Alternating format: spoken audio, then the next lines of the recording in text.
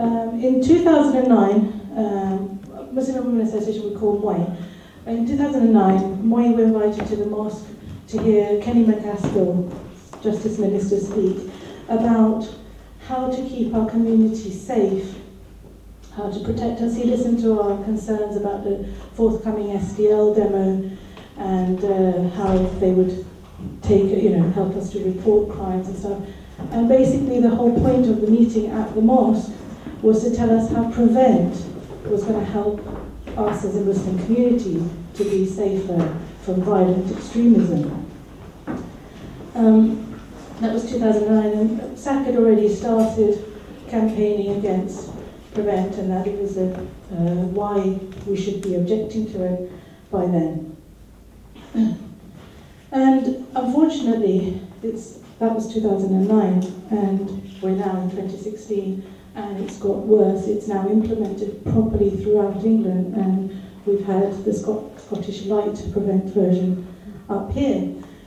So I interviewed mother of a child that you might have heard of who made a particular point at school, and I'll tell you the story so they sit comfortably. So I use different names because I'm not allowed to use names. So Ali and Zubair are two young kids, cocky young boys. How old are they? They've just started secondary school, so they're year 7, so 10 and a half. I mean, they're just diddy little kids. And they're in school and they're enjoying their new life at secondary school. And Zubair's kind of one that give a bit of back chat to the teachers. And Ali's intelligent. And then, so he kind of has a joke, but he's confident in class. They're in a French lesson, and the teacher put up a picture of deforestation, and she asked this class in French, say phrases and things that that this picture brings to mind. So Ali says, eco-terrorist, and she went, what? And he said, eco-terrorist. She said, did you say terrorist? And he said, yeah, they got the guys that they put like nails in trees, so when a chainsaw comes, it damages the chainsaw and they can't knock the trees down because, global warming and stuff. And he's like, oh, really clever, aren't I? And that was the end of that. Within a week, they're in a different lesson, and an adult walked into the room, and he heard the adult go to the teacher and say his name. And the teacher looked across the classroom and pointed him out. The adult walked up to this little 10-and-a-half-year-old boy and said, his name? Are you this Ali? He said, yes, I am. Come with me. And so he got up in silence, went down the classroom, out the door, down the corridor, out of the school building, across the playground with an adult he doesn't know, never seen in the school before, into a building that's used for children who are very disruptive and need to be taken out of school. They know naughty kids go there. So he's taken into that class, into that building, into an office, and asked to sit down opposite two adults he hasn't seen before, one a man and a woman. And they said, you know why you're here? He said, no. They said, oh, you said terrorist. He said, no, I didn't. He said, in your French lesson. And he explained again. He said, no, I said eco-terrorist, like when the nails, you put the nails in eco-terrorist. And then the woman laughed. She goes, see, I told you, he's a tree hugger, isn't he? And they said, so, are you affiliated to ISIS? And he just heard ISIS go, what? No, not me, no. And they said, all right, well, they just concluded the interview and let him go back to his classroom.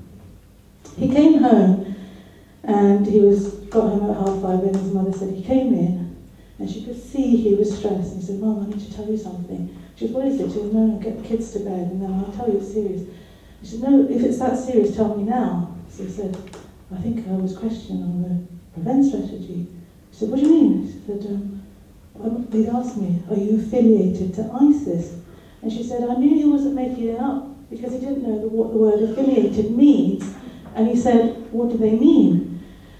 So Ifat phoned the school and they said, did you take my son out of class and question him on the prevent strategy? And they said, no, we didn't do that. And she said, well, he was taken out. No, we didn't do that. But it was under child protection. So she looked up on the web, child protection, and she looked at all the categories, and she phoned the school back. She said, under what category? Because what did he do? And they said, in my scribbles, they made an excuse of which bit of the child protection. Here it is. And so they said no, it's under child protection, and asked which section, and the answer was under British values. Under British values, he was interviewed. Well, she took advice from legal advice, and she was told don't go in person and don't get into a conversation with the school. So, and that was Professor Gus John, who works for social justice and equality. So in the correspondence, she found out all this detail. So she took it to court, and the judge ruled he refused to accept that the child's human rights have been exploited, and ruled that it's mostly Muslims who turned to terrorism, so the school was perfectly right to question him and to prevent. And then when Ali went back to school, he met Zubair, and Zubair looked a bit down, and he said, oh, what's happened to you? He said, did they take you up? Did they question you, mate? He said, yeah, did they take you? And Zubair said, yeah. So what happened? He said, do you want to talk about it? Do you want to talk about it? Since then, after that, Zubair has not been speaking up in class. He's become subdued, withdrawn, and he doesn't mix with Ali anymore. Whatever happened to him was more terrifying, and he has changed. Ali, I'm glad to say, is an activist. He's fine. He's suffered racism at primary school. He kind of thought it was on the cards, and he's just, I've met him, he's taller now, and it's just one of those things that happened. But this is how it affects us as families and our children. I have a very active son who's very involved to stop the war and things. I'm terrified of him being taken out of his class and asked questions. And I say to him almost every day, like, if anyone asks, phone me. Don't go with anyone. Don't leave your classroom. You phone me, so you're not going to go with them. The ruling is that police can come onto a school site without any permission. The school can't refuse them. That's under child protection. I have an unusual situation. I'm an economic migrant, so although my ties are in Edinburgh, I actually live in Cambridge, and I'm currently parent governor at my daughter's school there. So I'm doing parent governor training, and I went to a meeting where we had our child protection training, and you had a PowerPoint slide delivered to us by the head teacher, and it went through child protection is physical harm, emotional abuse, sexual abuse, and it highlights the signs that teachers must look for, the action they must take, who is informed, who knows, whether there's parents involved. When we got to prevent, it said, prevent logs will be logged, prevent concerns will be logged, and that's it. So as soon as you finished that bit, I said, could we just go back to that? It said, prevent concerns will be logged. You highlighted in the previous ones what the concerns are. What is the school, now you're implementing this in school, what will the school be looking for? We're talking about primary school. We're talking about 4-year-old to 10-year-olds. The incident I explained to you earlier happened to a secondary school child. We're talking about prevent concerns will be logged of a child as young as 4 years old. And that's all it says. And what will happen is, we won't know who has the information, what is logged, what was considered a concern, and there's nothing in the training to tell a parent governor. When I questioned it, I was shouted down by chair and by the head teacher. I was really alarmed because I had to keep saying, this is the forum I thought we were allowed to discuss it. Why am I not being discussed it? And they said, oh, you have to realise in our ignorance, we will do what the best we can. And I stopped the chair at that point and I said, that's really worried me. You just said in your ignorance. We're talking about little children. And the head teacher tried to explain to me that there is a concern in Cambridge because there are animal rights activists. Bombs are placed under cars of people who work in labs that experiment on animals. And I said, we're talking about 4-year-old children here. Are you telling me they're going to be involved in creating bombs? I mean, I just couldn't even believe that that was the example given to me to justify prevent concerns will be logged. The follow-up to that very disturbing episode was after parents' evening when I did catch the head teacher by herself, and I explained that I was still very concerned about it, but worried about how to continue forward. I'm concerned about prevent being influenced. She said that basically they just have to do it. They're inundated with work. They go on training all the time. Child protection is such a big issue. A school can be failed if a perimeter fence is broken and somebody could get in through a perimeter fence. They could fail their Ofsted before the inspectors have actually gone on to site. So it's being snuck in, prevent is being snuck in under concerns for our children's safety, and it's being put such emphasis, it's distracting teachers from teaching, from doing any useful work to teach in schools. They're having to go to training, they're having to demonstrate all the time that their school is safe for children. That's the situation we're in primary schools. And that's a direct... How long do that? Okay, so that's a direct thing that happened in school. So we've got 2 incidents. The university was doing a demonstration against Nicky Morgan and had these placards, beautiful placards, and after the demonstration they put them up in their kitchen, and one was in the window. And the next morning they came down and they were all gone.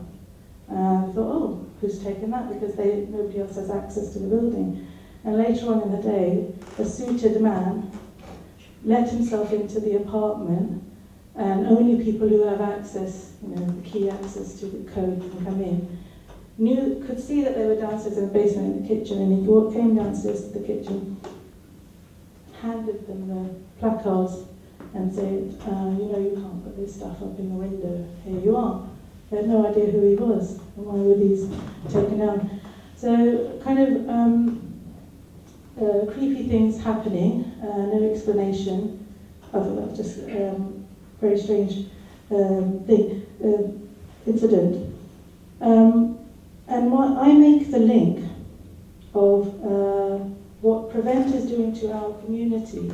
I make the link of that with what happened to the Irish. He was in this hall in 2020, a few years ago. Paddy Hill spoke here, and he explained to us the brutalisation of the Irish people, the Birmingham Six, how they hooded them, shackled them, bundled them in vans, brutalised them in prison, didn't have their freedom, they didn't have chance to find out what they were being accused of, all the kind of things that have now been, they've been released, but they're totally traumatised.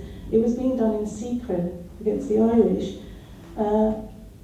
but it was done openly to our Muslim brothers. Talha Hassan, Barbara Ahmed were held without trial, without charge of trial, extradited to America. They've now come back, but I feel that, and they will say this as well, and Mozambique will say this as well, that the Prevent is allowing them to pick up young people who, as it says, just they dissent from anything the government's doing. It's our democratic right to do that, and they will use it as an excuse to actually criminalise them. They don't know what evidence there is against them. It's happened to Talha and Barbara, it's happened to Mozambique, and now those kind of powers are being given to educators in primary school, and they always, university staff have always been under pressure to inform on students. It's been for quite a long while, but the Prevent strategy is actually giving people powers, and if they're not told, like by NUS, UCU and NEG, if they're not told by their unions that this is a racist policy and it's taking away your freedoms, they will just take it as one of the training that they have to do with the rest of their workload.